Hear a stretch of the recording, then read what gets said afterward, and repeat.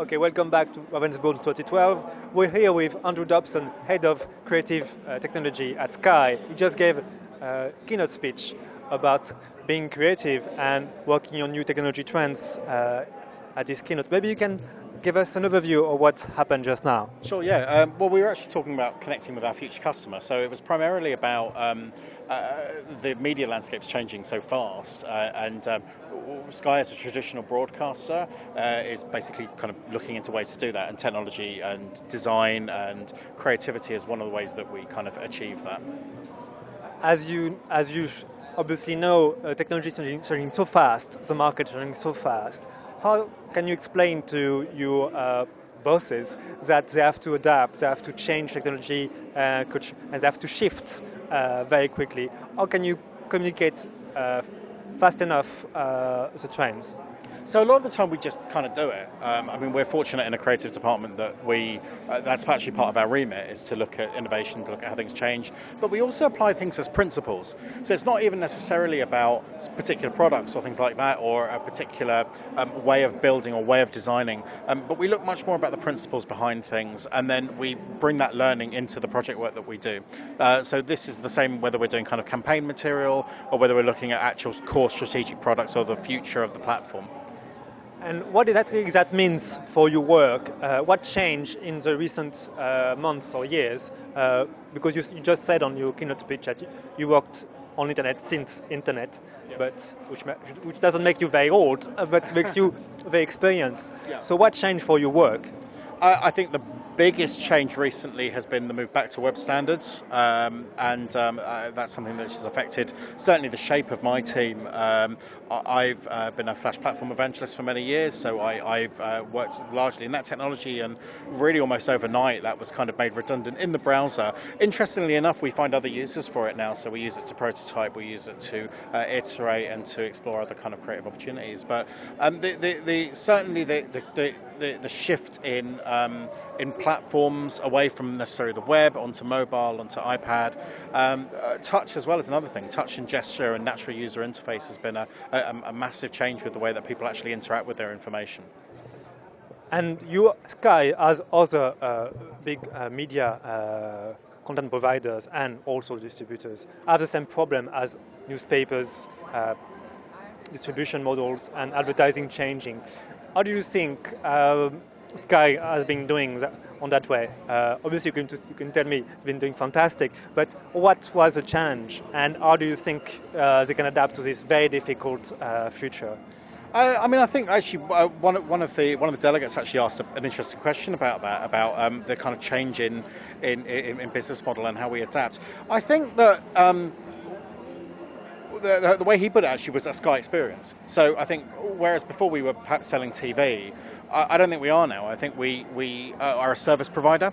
I think we're an experience and lifestyle provider as well. So this isn't just about what TV you want to watch. It's about how you want to watch it, how you want to consume it, what else you want to consume around that, how you want to interact with it, how you want to engage with the program makers. I think that those are the kind of concepts and ideas that are fundamentally changing the way that we operate. I can only really speak creatively and technically perhaps, but I think it changes the way that we operate as a business as well. And my final question, and as you can hear behind me, the party has started. Yeah. You have a boombox, but we can see now that more and more content providers and distributors want to engage a user to be producers themselves of content. So by citizen journalism, by commenting, thinking of the Guardian open comments strategy. Do you have a similar point of view that will involve your user into the content or the distribution? I mean, definitely. It's something that's been very important, particularly in Sky News. The kind of commenting and things like that, I think, is changing for the better at the moment. I think it's been a fairly weak tool, if I'm really honest, up until now. But the engagement over social media allows you to interact with people much more directly around the point, rather than just simply giving them a box to type whatever they want in. And I think the move is going away from, here's a platform for you to have your say, and much more into, let's engage and have a more of a conversation around it. And I think that's a much more powerful tool. The other thing for Sky News, the citizen journalism kind of concept that you were just talking about, our applications have given us a platform to allow people to do that much better. So we find that people are contributing to news reports directly with media. You know, if there's, I think there was a story recently where a big hoarding fell over in Oxford Street, and almost all the news broadcast was crowdsourced at that time. That we can do that because we've integrated those technologies directly into our platforms, and because our platforms are everywhere, not just on the television. And final question. I'm cheating right now. Because you said you were including this feedback from the users and also the content of, you can call it citizen media, but we know what we're talking about.